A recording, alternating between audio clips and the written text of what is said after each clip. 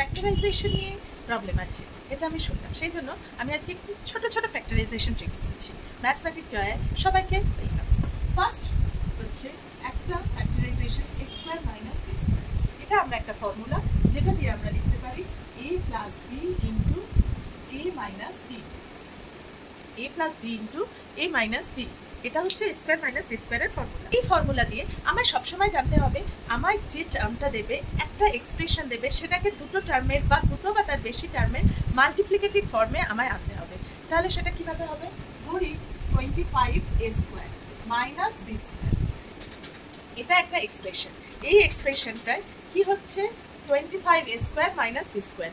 তাহলে আমার কি হচ্ছে, এটাকে আমি কিভাবে আনবো? তাহলে এটাকে আমায় আনতে হবে ফার্স্টে, আমি যদি এ স্কোয়ার মাইনাস বি স্কোয়ারের ফর্মুলায় আনতে চাই, তাহলে আমার এটাকে 25 মানে 5 স্কোয়ার মানে 5a whole square minus B square. তাহলে আমার কি হলো, এই ফর্মে এলো স্কোয়ার মাইনাস বি স্কোয়ার ফর্মে। তার মানে আমি কি লিখবো 5a plus B into 5a minus B. আমি এই ফর্মুলাটা ইউজ করে এই এক্সপ্রেশনটাকে এইভাবে ভাঙলাম।